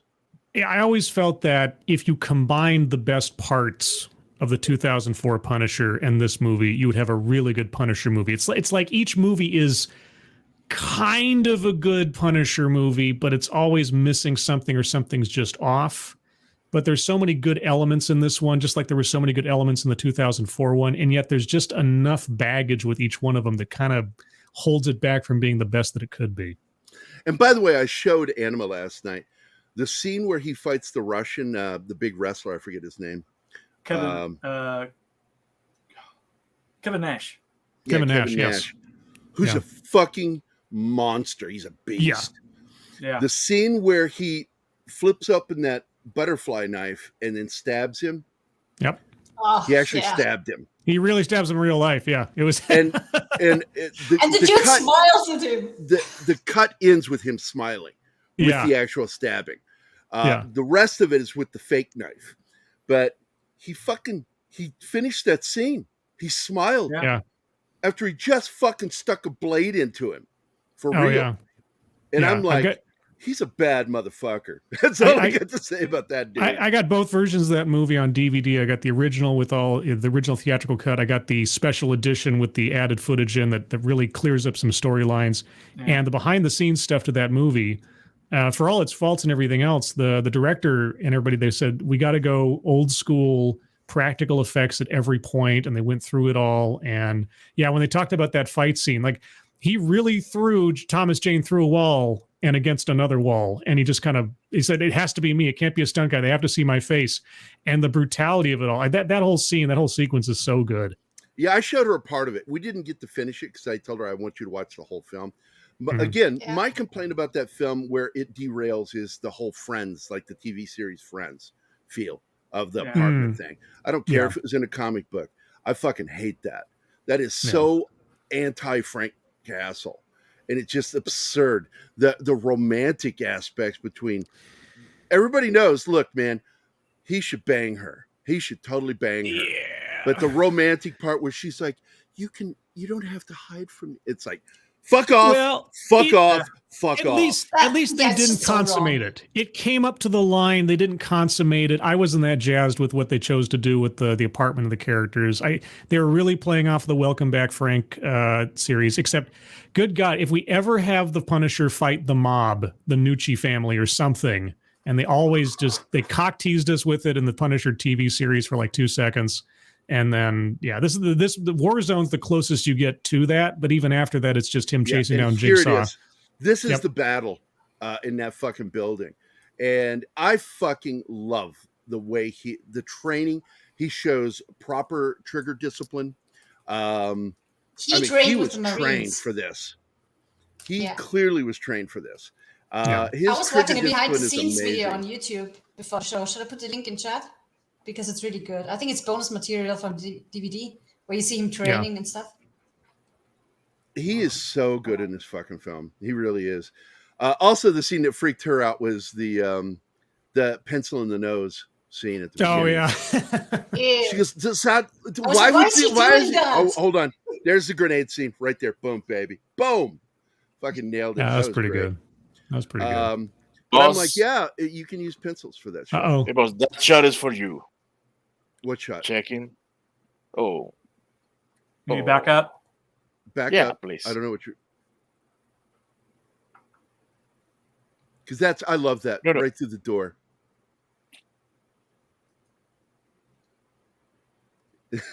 I love the cut. It shows all these guys on the other side of the door, and then he just pokes the barrel through and just fucking fires a grenade in the room. Okay, here it comes.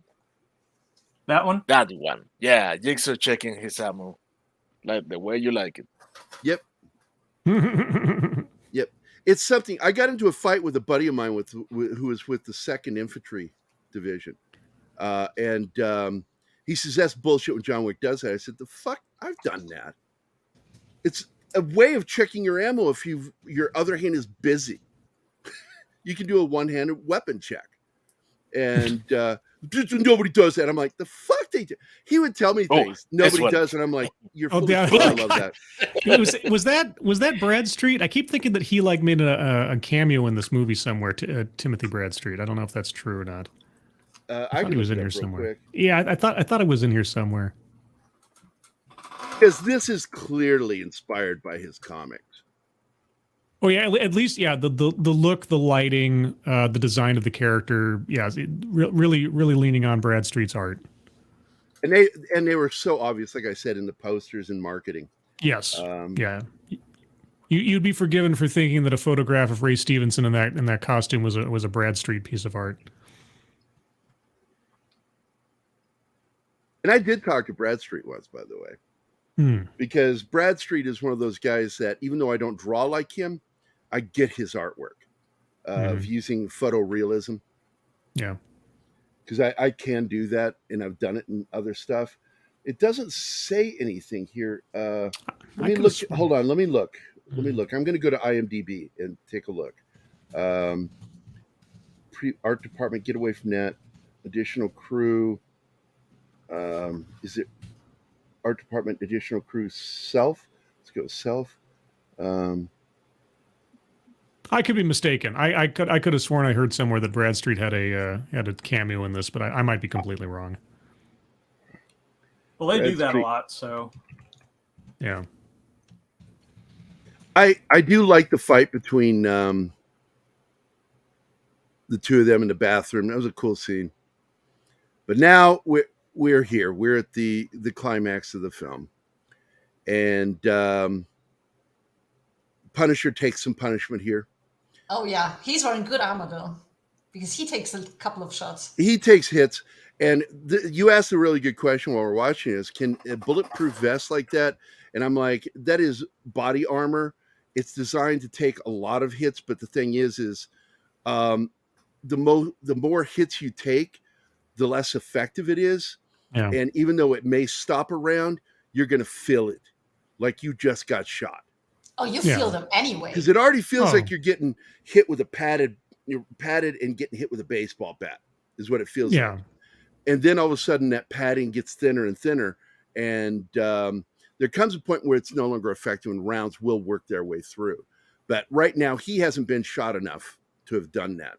The ceramic armor is made with 3 or 4 layers to it, to where each one collapses into the next. It's webbing. And it'll keep catching rounds, but oh my God, it hurts. Well, Jigsaw doesn't want to kill him yet. He just wants to hurt him. Yeah. That's why he stops shooting him and goes back to business. I like that line. You won't feel a thing, Micro. Yeah, shoot the hostage. I hate that Micro dies. Yeah, but it's the necessary pragmatism of the Punisher. All things considered, you got a kid and a lady versus Micro. It's combat triage. You're making your decisions beforehand, who you're going to save and who you're not able to save. Yeah, well, Micro decided it himself. Micro told him. Yeah, pretty much. Save the girl. I love this scene where he's just beating the shit out of him. Just beats the shit out of him. Then shish kebabs him. That's great. That's what I said, yeah. Puts that fucking iron gate through him. Yeah, but like I say, the fact that they established Jigsaw is not on par with the Punisher as far as ability and training and everything else. The outcome's inevitable. There's no suspense as to who's going to win that one-on-one fight. We didn't get any of him burning? Oh, it hasn't happened yet. Thank you. Yeah, we haven't gotten to that yet. I hope we got that in there because I love when he catches fire. Dude. Where's the other? This is the line right here. Yeah, let me put you out of my misery. Such a great line. Fuck you. Let me put you out of my misery. There you go. Yeah, there he is. It's a great fucking line. It is. Yeah. I like the way his face snaps. Pops up. It just breaks apart. Yeah, that was good. Yeah, and he's sending him to hell, basically, so, yeah. That's where he deserved to go. And that was a great line earlier with the kid. He says, I'll see you in hell. He says, if I see you in hell, what does he say to him? If I see you anywhere near hell, I'll kick your ass. Yep, because he thought he was a good guy.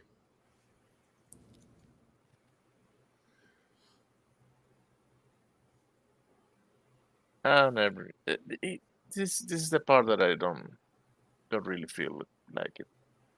Let's walk off together. I like it that they just wander off, but they got to get around the building for this great ending, where Soap is talking to him and doesn't realize Frank's already gone. He's not there anymore, and he just keeps talking. Yeah, because he fucks off and lets him talk. That's the Batman Commissioner Gordon moment. Yeah. And but he's still there. He's backed away because he knows what's down at the bottom of the stairs. Mm-hmm. There he goes. He's just starting blathering like a 16-year-old on prom night, just talking, not shutting up. Yeah, that's Soap. This kid's a good actor. I really do like him. He's really good in what is that HBO series? Ray Donovan. Frank? Where'd he go? Where'd he go? Give me your wallet. Your fucking wallet, motherfucker. You kidding, right? Well, look, I'm fucking kidding. Holding a gun like that. Fucking idiots. Frank. He wants to be a badass cop, and he's just a fuck up. I love it. Jesus disappears and just says saves. Yeah. Yep. Oh God, now I've got brain splattered all over me. I love that. Yeah. I always felt bad good. for Microchip's death because it's like you never really get to know him in the show. No. You know. Did you ever read his? Limited series back in the '90s? Microchip had 2-issue. I actually did pick that up in the '90s because even though I stopped reading comics, I mean religiously, I'd still pick up a comic here and there, especially movie tie-in comics. Like one of my favorites, oddly, in the '90s was Mike Mignola's tie-in to Dracula, Bram Stoker's Dracula. Oh. he did the adaptation. It was really good. I liked the artwork. I loved Mike Mignola's artwork. I also read Hellboy, and I read a lot of the Alien versus Predator stuff. Oh yeah, Dark Horse Alien back in the day, Rogue and Deadliest of the Species. In fact, I would say great stuff. A bulk of the comics I read were from Dark Horse in the 90s. I Dark was in Horse the in the 90s Army. was good stuff. And I buy stuff and then head back to the barracks, or when I was living in BAQ, I'd bring them back to the house once I got married. I love Dark that Horse shit. in the 90s had the Godzilla license. That's true, yeah. They had Star Wars, you know. Godzilla. In fact, I remember I was doing artwork, you know, and I was a good artist. And I saw a cover to the first Dave Dorman Star Wars cover. And I got mad. I'm friends with Dave Dorman. I told him that. I said, when I saw your artwork, I got so pissed. I'm like, who's this motherfucker borrowing from Drew Struzan's style? Fuck you. Now we're friends. And it's funny, both he and I are friends with Drew Struzan. And we got to get him back on. It's been over a year since I've had Dave on. I got to get a hold of him and his wife, Denise. Did Drew, just a side thing, did Drew Struzan do any poster work for the new indie film? I don't know if that... No, he's retired. Oh, has he retired? Oh, I didn't know that. Okay. It was insulting what they did with Star Wars when they had him come back to do that poster, but it wasn't the movie poster. I don't even know what that is. For Star Wars Force Awakens, he did a poster for that. Oh, yeah, Punisher and the Spider-Man his artwork cartoon, was good, but it was a terrible idea. It was terrible. And it's like, fuck you guys. Both Punisher and Microchip came... And by the way, he liked the artwork that came out for Force Awakens too, or actually for the next film, the piece of shit film by Ryan Johnson. Because if anything, I like the poster art. And Drew and I talked about it, and he's like, because if you ever talk to Drew, you know what he sounds like. It's like, oh, I really like that. That was very nice. Very well done poster. Yeah, it's some good artwork, Gerry. He's very soft-spoken. Both Punisher and Microchip cameoed on 90s Spider-Man. Yeah, I didn't like that.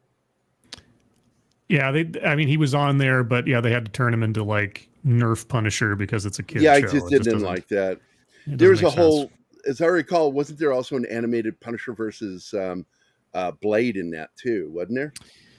Well, I know there was a Punisher and Black Widow manga type movie that came out several years ago. No, I'm talking about on the show. It seemed like there was an episode with Punisher versus Blade. Oh, or maybe I'm not Blade. What's the other vampire in Marvel?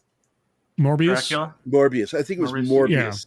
Yeah. I think Punisher versus Morbius happened, I think, in the 90s cartoon. Yeah. But I didn't like that because it's like, look, man, the one character who doesn't belong in a Saturday morning cartoon is Punisher. Don't put him in there. Don't fucking put him in there. And I'll still stand by my belief that Punisher, like Batman, should be in their own universe without metahumans, mutants, or any of that shit. Oh yeah, that's what I was talking about earlier. The first time I ever saw the Punisher interact full force with the Marvel Universe, there was this Secret Wars Infinity Gauntlet kind of crossover event in the 90s called Acts of Vengeance, where basically superheroes or supervillains traded off their worst enemies with other supervillains to try to take them down.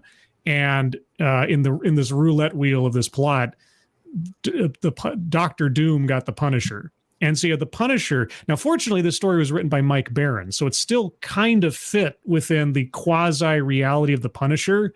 It didn't come down to like the Punisher having to fight Doom one-on-one, mano-a-mano. It was more like he was fighting against Doom's sort of setup, his castle, his security, his sort of apparatus and everything. Yeah, so I get you. He was still on the periphery. But at that point, I thought, okay, if that's I said it in my little teenage mind, I said, if that's the closest they ever get to having the Punisher fight a supervillain, that's okay. And then within like 7 or 20 issues or something, he was fighting against the big robots and the monsters. Like, oh no, he doesn't belong there. He's not a superhero. And then they made him like Galactic Ghost Rider or something. Oh, Jesus, it's just so sad. So sad. Yeah, I'm You know, trying to find these posters real quick. So we well, watching this show, this movie, it inspired me. We should do a show that's like maybe a Saturday after we're caught up about the best kills, the worst kills, the most ridiculous kills in movies. Oh, well, I mean, that sounds fun. You're gonna have a lot of competition out of like the Saw movies, any of the slasher flicks out of the 80s and 90s. What we do is best kills in action movies. You have to really stratify it because that could go all over the place. Okay, so here you go. This is one of them that was clearly designed to look like Bradstreet's artwork. Yeah, that's Bradstreet. Yeah, another that one too. Yeah, the shadows and everything. Yeah.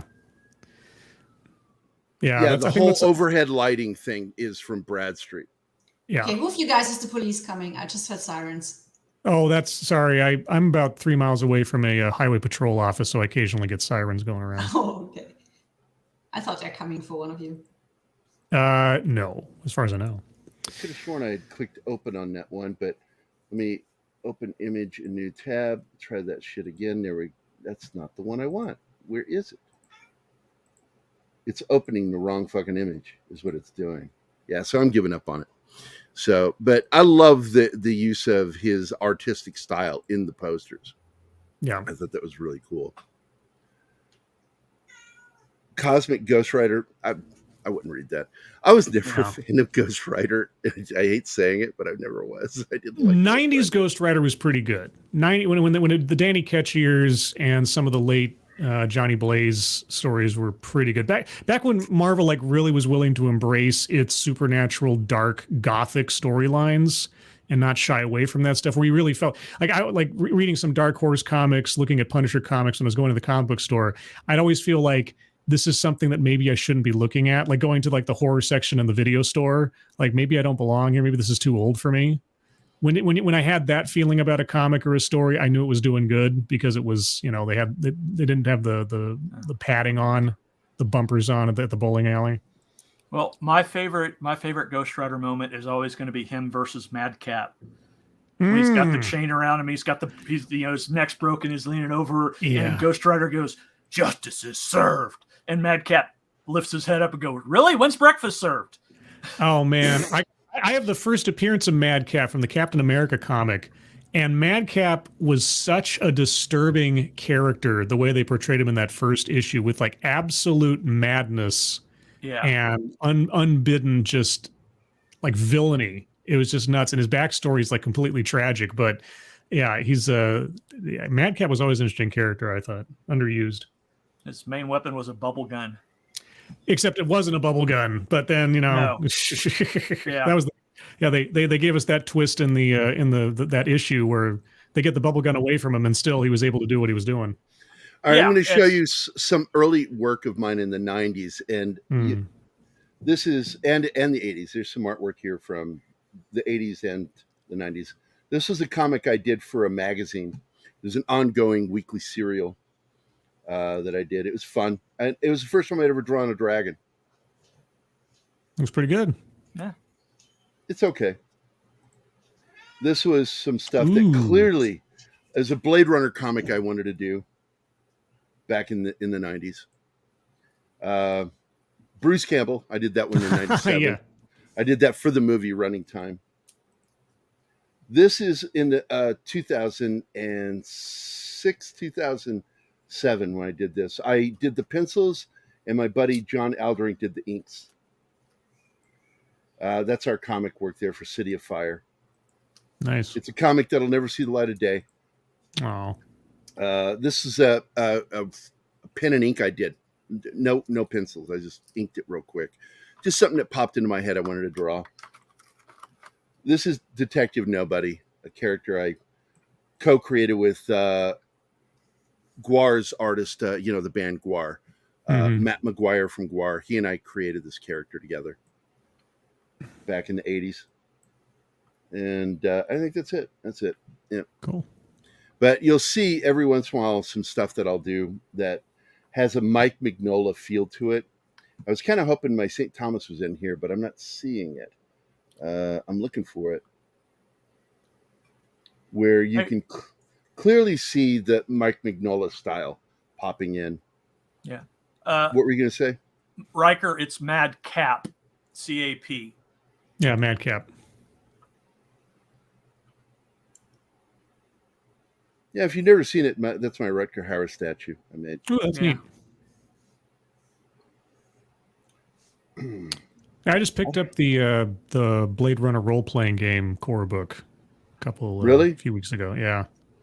What do you think of it? I mean, it's really well laid out. It feels like a little limiting because the character creation only really focuses on you being a Blade Runner when there's so many other elements to the world that you could make stories off of, like a corporate shill or a bio doctor or something else. But it all focuses so much in on being a Blade Runner and hunting down some kind of Blade Runner conspiracy or something, rather than maybe they'll do some supplemental books. I don't know if I think it's been out a long time now. I don't know if they're going to do any more on it, but it really felt like they could have taken the opportunity with the game to expand the universe and play off of what is suggested or mentioned in the side of the movies, and created more opportunities for stories. As it is, it's focused specifically on you hunting down replicants or having some kind of replicant conspiracy when there's more going on in the neo Los Angeles of 1997 or whatever, or 2019, sorry, that they could have worked with. But otherwise, the book's relatively well laid out. The art is really good. The character generation, as far as I saw, looked like it was pretty decent. But I haven't actually played it yet. Sometimes I just collect, role playing books because I like the lore in them and all that kind of stuff. What's the rule set? This is I'd have to go look. I'm sorry. Give me a second. I'll go get it. Don't worry about it. This is a sample page I did for, I think it's Malibu Comics, of, I think the character's Nightman. Cool. And I sent that to him. They liked my artwork. I just never went to work for him. Yeah, I just looked it up. So okay. It's the Year Zero engine, the same one from Tales of the Loop, the Aliens RPG. Yes. As well. So yeah, it's Free League did the book. Yeah, I mean, for a Blade Runner fan, the book looks the part and everything. It's just, and of course, as a storyteller, game master, you can make whatever story you want and everything. And just as far as the framing of the book itself, it just felt a little cloistered within like the kind of stories it was promoting you to tell and the kind of characters you could generate out of it. But I mean, you could, I guess, go any direction you wanted with it. Yeah. Here you go. This is 1987 is when I drew this. Wow. Page. And you can see a clear Mike Mignola style. Mm-hmm. Oh yeah. I was a huge I was a huge Frank Miller fan, dude. Are you fucking kidding me? You draw it. Fuck you. I love you, monkey. I'm just teasing. But this is one of the few times you'll see me using this kind of shading. The reason why I like stark shadows, I don't like hatching, but I use hatching here within this piece because it was supposed to represent concrete. I was trying to give it that stone look because this is one of the bridges in DC, and that's where it's taking place. Coming up, but it was a lot of fun drawing this. And if it had been flat black, there wouldn't be any contrast to it and look kind of weird. Yeah, and I did the inverted bricks to the concrete part of the brick is white. I wanted to give that look because I love stark shadows.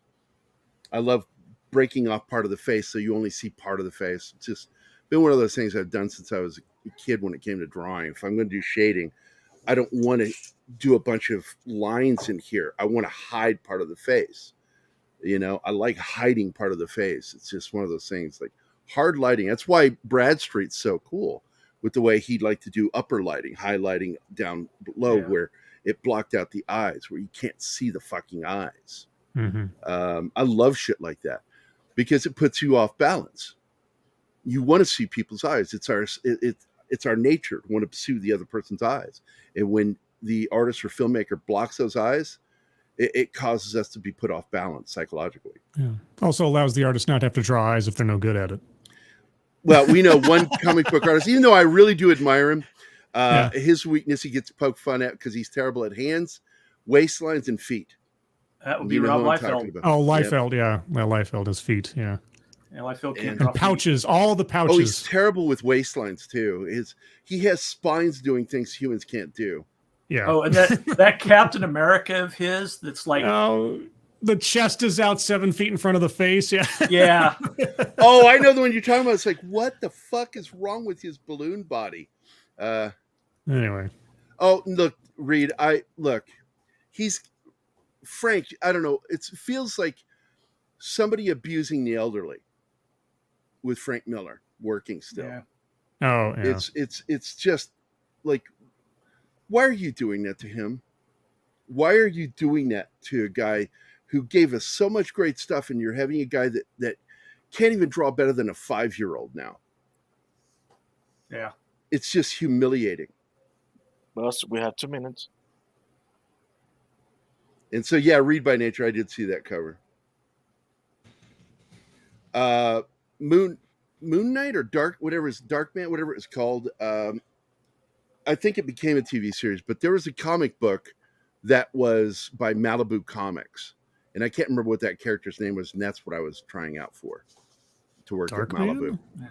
It might have been Darkman. I can't remember what it was called. That was a long time ago. A lot of brain cells have been killed since then. I just remember doing a tryout, and they liked my artwork, and it was no further conversation past that. Yeah. I think that this is the problem for a lot of young artists is you have to keep pushing to get work. It is not in the wheelhouse of any art manager at these studios, magazines, publishers to remember you. It's your job to make them remember you. And I was terrible at doing that. Yeah. Because I don't chase people. Yeah, we've got to go. Yeah. Riker 1776 shows up at the last minute. Welcome. No, he's been here. He's been here. T-shirted historian. And that's it. Everybody has been here. I said hi to everybody. Bill, thanks a lot, man, for the show, producing the show today. Anima, Das Wolfen, Scribe Light, thanks for being here. Martin, always thank you for being on the right side of my brain. The rest of you, I'll see you guys in about an hour. Well, a little less. So, See you. Bye, guys. See you. Those sons of bitches. Ma, I'm doing a show.